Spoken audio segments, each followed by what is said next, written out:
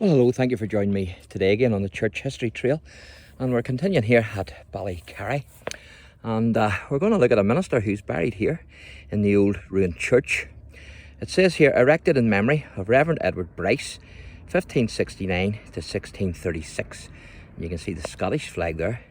And it says, of Earth, Stirlingshire, minister of Buthkeener in Stirling and Dryman in Dumbarton Presbytery, installed in 1613 at Ballycarry, the first Presbyterian minister in Ireland, ministered here until forbidden by the authorities in 1636, and he died that same year, remaining true to his Scottish heritage. And it says, do well, doubt not. So there you go. And so that's who we're going to look at this evening. And Temple Coran Old Church, which we're going to have a look at, was the site of an early Christian monastery and graveyard. And we're going to have a wee look inside the medieval church that's left. Of course, there's no sign of the monastic church that was here, but you get a lovely view of the medieval church from here. Isn't that beautiful? Absolutely fantastic. And you can see the modern day church, parish church, in the background. Isn't that a beautiful sight? Absolutely fantastic. And there's an old Celtic cross which is believed to date back to that early Christian period of the monastery. Hopefully I will be able to find it. I haven't really been looking for it as yet because I've been busy with recording the 1798 rebellion here. So hopefully I will be able to find that cross. And within this Ballycarry old graveyard is the imposing roofless ruin then of the medieval Temple Coran Church, where Minister Bryce is actually buried. And there are 12 musket loops in the wall of the church, of course, which would have been for defence. And among the many graves are 7 admirals, some United Irishmen who I already showed you in another video, notable early Presbyterians, who I'm going to show you one of them now, and World Wars I and II servicemen. And there's also another soldier buried here who has a big connection with the First World War and the Second World War. And I'm going to do a wee video hopefully on him as well. So this is the church and the graveyard. Absolutely fantastic, isn't it?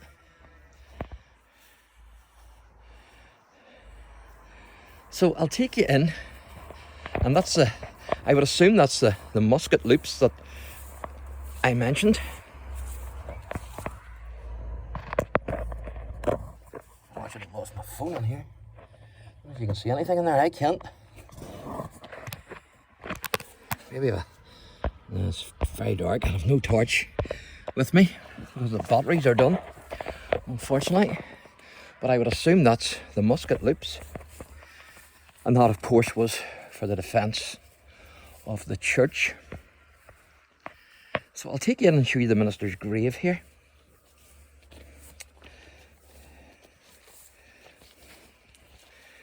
Just have to watch, because there's not a big lot of room here to walk. They've sort of put graves everywhere. And let's just get down here first. The minister's name then, as I say, is Edward Bryce, and he was the first Presbyterian minister in Ireland. And he came from Scotland to Ballycarry in 1613 at the age of 44. And he had been openly critical of the supporters of the episcopacy, the Anglican in other words, and he continued to minister in Ballycarry until his excommunication by the authorities on account of his Presbyterianism. Fantastic to have these old ruins, isn't it?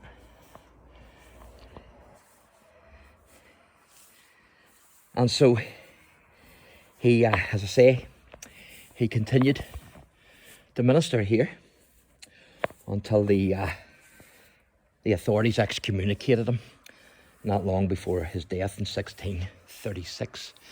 And there's a wee plaque here. I'm going to read it out to you, and then I'm going to show you the minister's grave.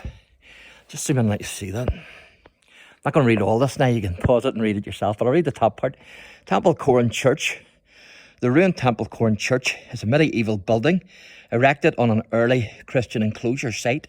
This church became home to Ireland's first Presbyterian congregation from 1613 to 1636. The grave of the first Presbyterian minister in Ireland, Reverend Edward Bryce, is located here. And it is indeed, because this is it here. If I grew up, and those monuments there, those graves there, are like a wee castle in their own, aren't they? But this is the grave here of the Reverend Bryce. Fantastic. Edward Bryce. You can see the helmet there of the knight and the sword with the arm extended. And then I assume that's the Scottish coat of arms there.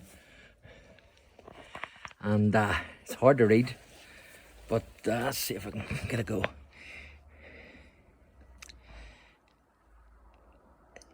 This, I think it's Lath, the body of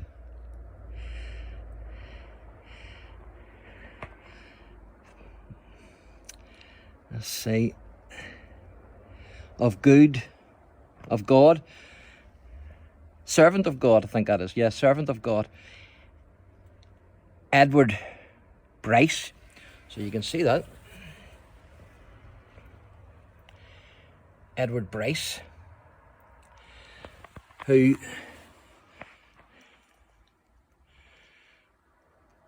began preaching, I think that is, who began preaching of the gospel in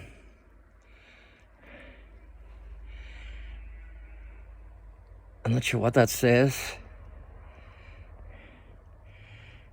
Continuing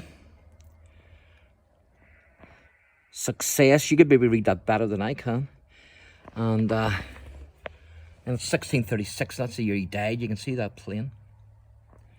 1636. And he was aged, well, it says there, 67, I think that is. And then it goes on down. There's another 1670 age there, as you can see. So there you go. That's the minister's grave anyway. So what I'm going to do is, as I say, I don't know where that Celtic cross is. I might bump into it and I might not. But I'm going to take you a wee walk around the outside of the church and let you see this old church. Absolutely fantastic, isn't it? And this here is actually of a general. Now I couldn't make it all out, but you might be able to read it better than I can. But try and read the best I can. It's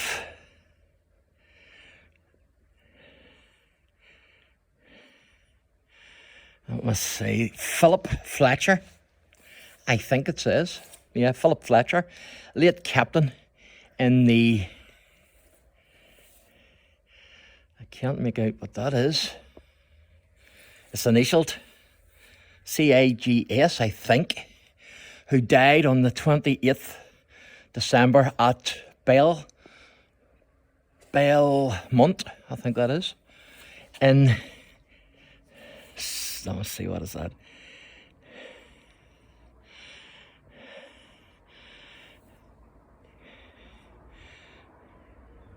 61, I think that is.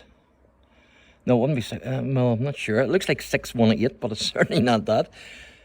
Maybe you can see that better than I can. Let me zoom in and you can tell me what that says. It looks like 618 to me, but it's certainly not.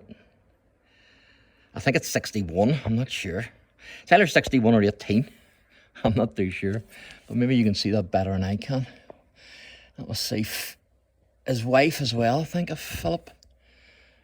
Just hard to make out, but it's certainly he was a captain. So that's a captain's memorial who's buried there.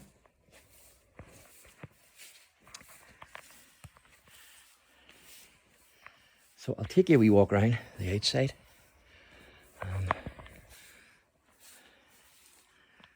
That's like another couple of old graves there. Or at least one old grave broken too, as you can see. There's another musket loop.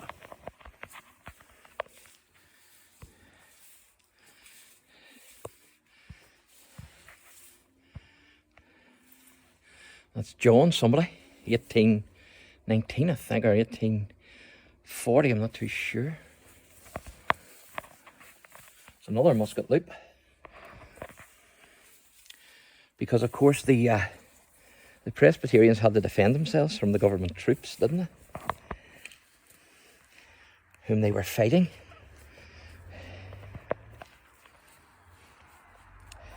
So we'll try and get down here. Like I said in the other wee video, I was gobsmacked when I seen this place. I couldn't believe it. I'd never been in Ballycarry in my life. I've heard of it, but I didn't realise the history.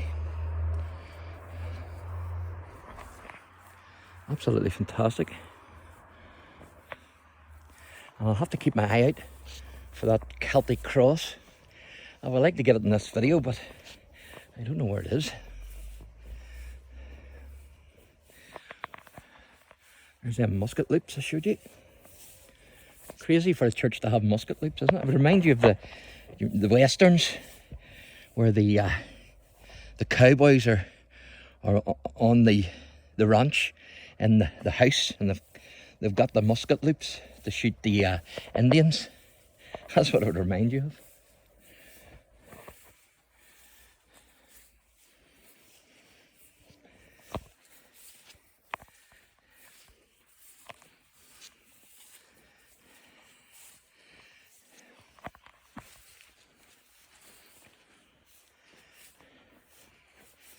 Amazing place, no doubt about it.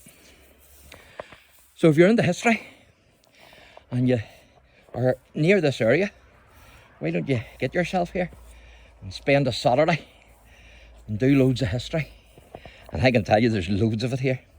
And then go and get yourself a bit of lunch and a big cappuccino, and that would certainly make a day out for you.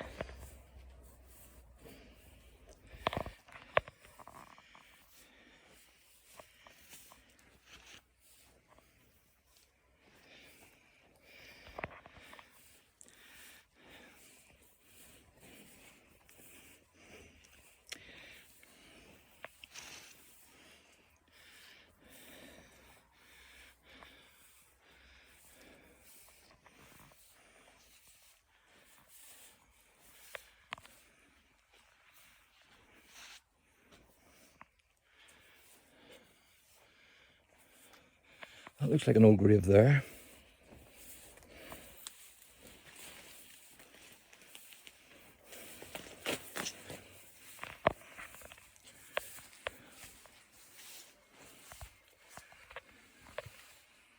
It's hard to make out.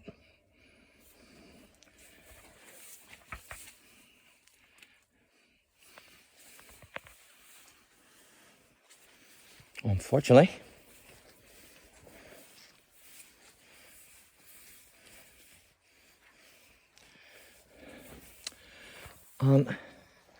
I haven't seen any Celtic crosses, let alone the one we're looking for.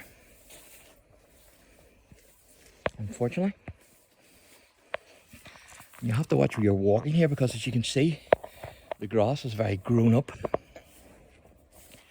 And you could trip easily on the surrounding of a grave.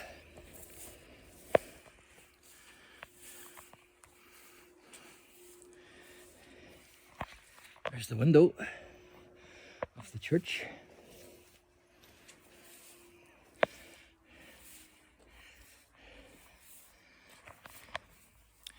You get another view here. Beautiful, isn't it?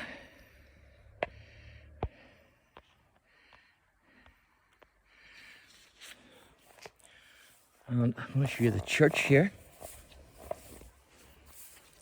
The modern day parish church.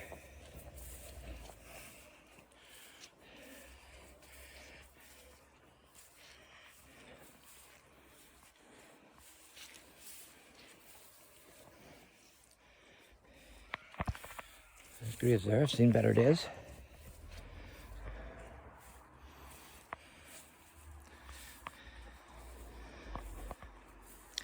But I don't know where the Celtic cross is, unfortunately.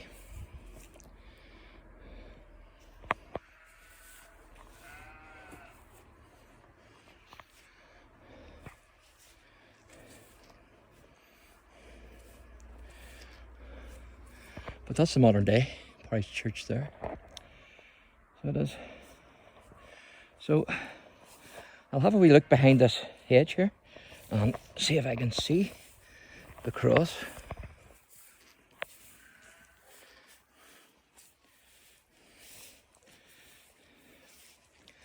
But it looks like if I don't find it here, I'm going to have to give up.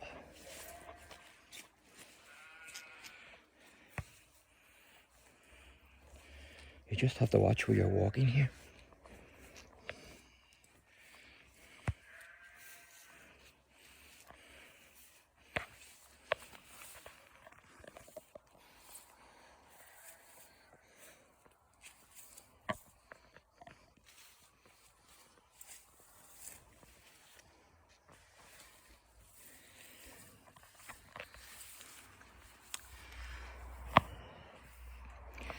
Now, the information that I got said that the cross was at the boundary. So I would assume this is the boundary. And I don't see any sign of a Celtic cross. There's a crypt there. That bush is actually a crypt. My goodness. Completely buried.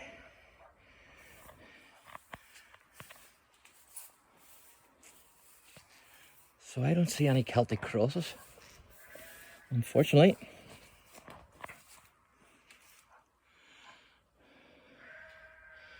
But not to worry. There's a wee grave here. I'll have a wee look at it and see what it says. It's from 1920, this one. It's Anna. Lena, I think that is. I think that's the wife of James McGee. I wonder would that be of Island McGee?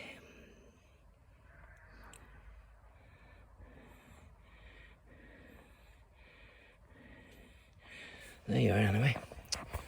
So, I'm sorry that I couldn't show you the Celtic cross in this one, but I hope you have enjoyed what you have seen. So thanks for watching and God bless.